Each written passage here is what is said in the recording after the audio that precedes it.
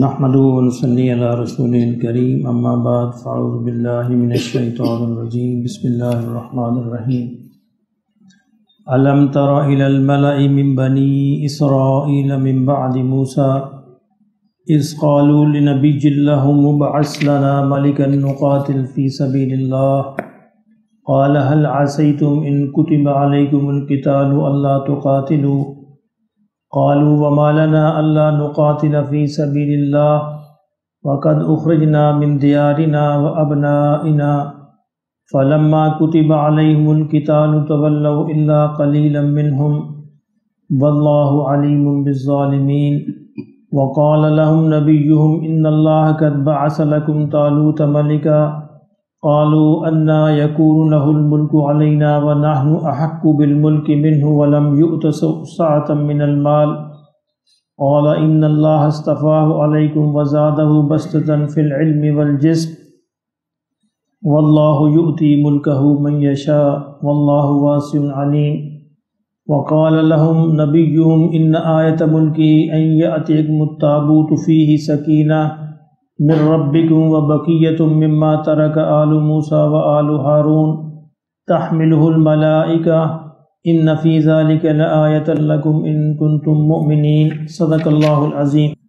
فرمایا کہ الم تر الی الملأ من بنی اسرائیل، کیا آپ نے نہیں دیکھا بنی اسرائیل کے ان سرداروں کو من بعد موسیٰ علیہ السلام کے بعد، اذ قالوا جب انہوں نے کہا لنبی لہم اپنے نبی سے، ابعث لنا ملکا نقاتل کہ ہمارے لیے آپ مقرر فرما دیجئے ایک بادشاہ، نقاتل فی سبیل اللہ تاکہ ہم بھی قتال کریں، جہاد کریں اللہ کے راستے میں۔ قال هل عسیتم ان کتب علیکم القتال الا تقاتلوا، تو نبی نے کہا کہ ایسا نہ ہو کہ اللہ تم پر جہاد فرض کر دے اور تم پھر لڑنے سے انکار کر دو۔ قالوا تو انہوں نے کہا وما لنا الا نقاتل فی سبیل اللہ کہ ہم کیوں نہیں لڑیں گے اللہ کے راستے میں، وقد اخرجنا من دیارنا وابنائنا جب کہ ہمیں اپنے گھروں سے نکالا گیا اور ہمارے بچوں سے ہمیں جدا کیا گیا۔ فلما کتب علیہم القتال اور جب ان پر اللہ نے فرض کر دیا جہاد، تولوا الا قلیلا منہم تو بہت سارے پھر گئے سوائے چند ایک کے، واللہ علیم بالظالمین تو اللہ خوب جانتا ہے ایسے ظالموں کو۔ تو یہ بنی اسرائیل کے تاریخ کا ایک اور واقعہ بیان کیا جا رہا ہے کہ جس میں موسیٰ علیہ السلام کے بعد بنی اسرائیل کے سرداروں نے اپنے نبی سے کہا، موسیٰ علیہ السلام کے بعد اللہ نے بہت سارے انبیاء ان کے اندر مبعوث فرمائے، تو انہوں نے کہا اپنے نبی سے کہ ہمارے لیے آپ ایک بادشاہ بنا دیں تاکہ اس بادشاہ کی سربراہی کے اندر ہم جہاد کریں، قتال کریں۔ تو اللہ نے فرمایا نبی ان کے ذریعے وحی آئی کہ ان سے کہو کہ ایسا نہ ہو کہ اللہ تم پر جہاد فرض کر دے پھر تم لڑنے سے انکار کر دو۔ تو ان کی تاریخ تو یہی تھی، رویہ تو ان کے یہی تھا۔ یہ اصل میں مدینہ کے منافقین کو سنایا جا رہا ہے کہ مدینہ کے جو منافقین تھے وہ بھی اسی قسم کے مطالبے نبی صلی اللہ علیہ وسلم سے کر رہے تھے۔ تو اللہ نے کہا کہ جب اللہ جہاد فرض کرے گا پھر تم بھی یہی رویہ اختیار کرو گے۔ تو بنی اسرائیل کہنے لگے اپنے پیغمبر سے کہ ایسا کیسے ہو سکتا ہے، ہمیں اپنے گھروں سے انہوں نے نکالا، ہمارے بچوں سے ہمیں جدا کیا۔ یہ بنی اسرائیل کی ایک دشمن قوم جو ان کے علاقے فلسطین پر قابض تھی، یہ ان کا واقعہ ذکر کیا جا رہا ہے کہ انہوں نے بنی اسرائیل کو غلام بنایا، ان کے بچوں کو قتل کیا، ان کے گھروں سے نکالا۔ تو انہوں نے کہا کہ لازمی ہے کہ جب اللہ ہم پر جہاد فرض کرے گا تو ہم ضرور ان کے خلاف جہاد کریں گے۔ تو اللہ نے فرمایا کہ ایسا ہی ہوا کہ جب اللہ نے جہاد ان پر فرض کر دیا تو سارے کے سارے پھر گئے سوائے چند ایک کے۔ تو اللہ نے فرمایا کہ اللہ ان ظالموں کو خوب جانتا ہے۔ وقال لهم نبیہم پھر ان کے نبی نے ان سے کہا، ان اللہ قد بعث لکم طالوت ملکا کہ اللہ نے تمہارے اس مطالبے کے پورا کرتے ہوئے طالوت کو تم پر بادشاہ مقرر کر دیا ہے۔ اس کے ضمن میں جو ان کی دشمن قوم تھی وہاں جو بادشاہ تھا وہ جالوت تھا، وہ بڑا ظالم قسم کا تھا اور یہ بڑے ڈرتے تھے اس سے بڑے خائف تھے۔ تو اللہ نے کہا کہ تم نے خود ہی مطالبہ کیا تھا تو اللہ نے طالوت کو تمہارے لیے بادشاہ مقرر کیا۔ اب دیکھیں ان کی پھر آگے جو کج بحثی ہے نبی کے ساتھ۔ قالوا تو انہوں نے کہا انا یکون لہ الملک علینا، تو وہ ہم پر بادشاہ کیسے ہو سکتا ہے؟ پہلے خود ہی مطالبہ کیا اور پھر دلیلیں اور بحث کرنے لگ گئے۔ وَنَحْنُ أَحَقُّ بِالْمُلْكِ مِنْ، ہم اس سے زیادہ حقدار ہیں اس بادشاہت کے، ولم کیوں زیادہ حقدار ہیں کہ ولم یؤت سعۃ من المال، کہ طالوت تو امیر نہیں ہے، وہ تو غریب آدمی ہے، اس کو تو مال کے اندر اللہ نے وسعت عطا نہیں فرمائی، یعنی غریب آدمی ہے، وہ کیسے بادشاہ ہو سکتا ہے؟ تو اللہ نے فرمایا کہا ان اللہ اصطفیٰ علیکم، اللہ نے اس کو تم پر چن لیا ہے، اللہ نے اس کو منتخب کیا ہے۔ وزادہ بسطۃ فی العلم والجسم، مال تو نہیں ہے لیکن اپنے علم اور جسمانی طاقت کے اعتبار سے اللہ نے اس کو بڑی وسعت دی ہے، بڑی فراخی دی ہے، یعنی علم کے اعتبار سے بھی بڑا ممتاز ہے اور اپنے جسمانی اعتبار سے بہت ممتاز ہے۔ ظاہر اس زمانے کی جنگوں میں جسمانی اعتبار سے ممتاز کا ہونا بھی ضروری تھا اور علم کا ہونا بھی ضروری تھا۔ واللہ یؤتی ملکہ من یشاء، اللہ نے فرمایا کہ اللہ یہ بادشاہت، یہ ملک جس کو چاہتے ہیں عطا فرماتے ہیں، تمہارے مطالبے پر نہیں ہوگا۔ اللہ کی حکمت کے اندر جو بہتر ہے، اللہ جس کو بہتر سمجھتے ہیں وہ کرتے ہیں۔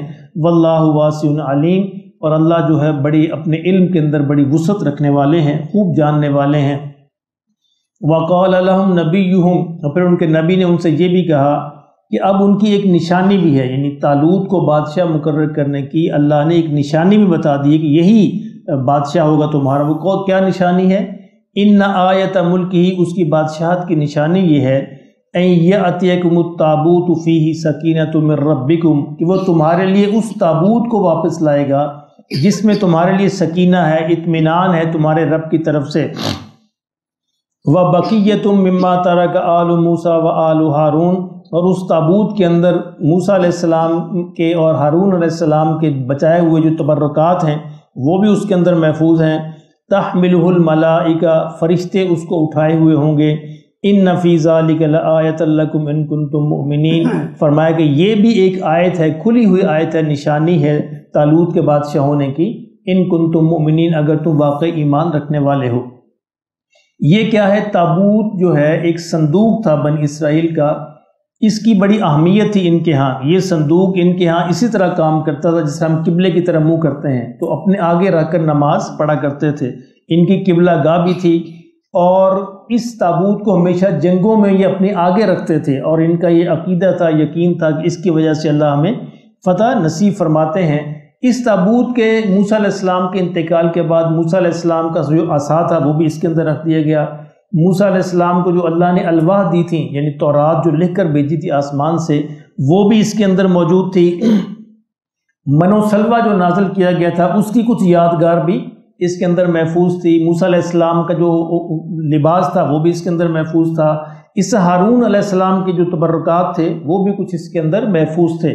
تو بنی اسرائیل کے لیے اس صندوق کی، اس تابوت کی بڑی اہمیت تھی، اور یہ ان کے ہاں بڑی فتح کی علامت سمجھا جاتا تھا، اور بھی اس طرح کے بہت سارے تبرکات اس کے اندر محفوظ تھے۔ تو یہ ایک جنگ کے اندر اس کے دشمنوں نے ان سے چھین لیا، ان سے چھن گیا۔ جب یہ ان سے چھن گیا تو ان کو بڑی ہی شرمندگی ہوئی، اور اب یہ یقین کرنے لگے کہ اب تو ہمیں کبھی فتح ہو ہی نہیں سکتی، جو فتح کی علامت تھی وہی ہم سے ختم ہو گئی۔ تو اللہ نے فرمایا کہ طالوت کی بادشاہت کی علامت یہ ہے کہ اللہ یہ تمہارا مبارک صندوق جو ہے یہ تمہیں واپس لوٹا دیں گے، تمہارے پاس آ جائے گا۔ اب ہوا کیا، جب طالوت بادشاہ بنا تو یہ صندوق جس بھی شہر کے اندر وہ رکھتے وہاں وبا پھوٹ پڑتی، یعنی ان کے دشمن جو تھے جو جس بھی شہر میں اس کو لے کے جاتے وہاں وبا پھوٹ پڑتی، اس سے منتقل کرتے کسی دوسرے شہر میں وہاں وبا پھوٹ پڑتی۔ اس طرح مسلسل ان کے ہاں ہوتا رہا۔ تو انہوں نے کہا یار اس سے جان چھوڑاؤ۔ تو یہ لگتا ہے اس کے اندر کوئی مسئلہ ہے، جس بھی شہر کے اندر ہم اس کو بھیجتے ہیں وہاں کوئی نہ کوئی وبا پھوٹ پڑتی ہے۔ چنانچہ انہوں نے کہا کہ یار اس کو چھوڑو اور اس کو واپس بھیج دو بنی اسرائیل کی طرف، جن سے ہم چھین کے لائے تھے۔ انہوں نے ایک یعنی بیل گاڑی پہ رکھا اور اس کو اپنے شہر سے باہر نکال دیا۔ اب بیل کو کیا پتا کہاں جانا، اب فرشتے اس کو گائیڈ کر رہے ہیں۔ اللہ نے کہا کہ فرشتے اس کو اٹھائے ہوں گے، تو فرشتوں کا رول یہ تھا کہ وہ اس بیل گاڑی کو گائیڈ کرتے کرتے کرتے طالوت کے پاس لے۔ اللہ نے اس طریقے سے ایک یعنی مبارک طریقے سے اس کو واپس بھیجا۔ اللہ نے کہا کہ یہ لو، یہ ہے وہ نشانی، اب تمہیں طالوت کو بادشاہ ماننا پڑے گا۔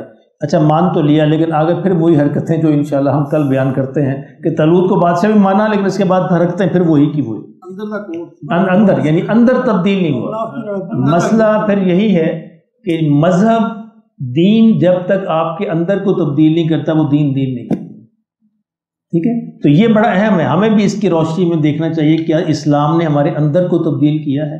اسلام کا سفر کیسا ہے؟ اسلام کا سفر اندر سے شروع ہو کے باہر آتا ہے، یہ بڑی ایک ترتیب ہے، باہر سے شروع ہو کے اندر نہیں جاتا۔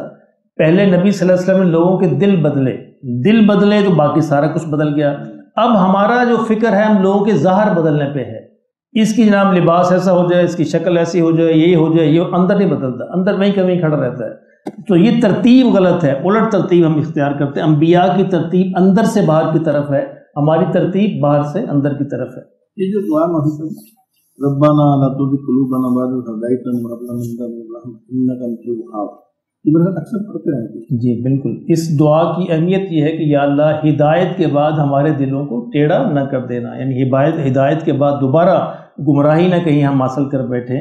اس کو، یہ قرآن کی دعا ہے تو اس کو مانگتے رہنا چاہیے کہ یا اللہ ہدایت ملنے کے بعد، سیدھا راستہ ملنے کے بعد ہمارا موت تک یہی راستہ رہے، کہیں پھر ہمارے دل جو ہے وہ ٹیڑھے نہ ہوں۔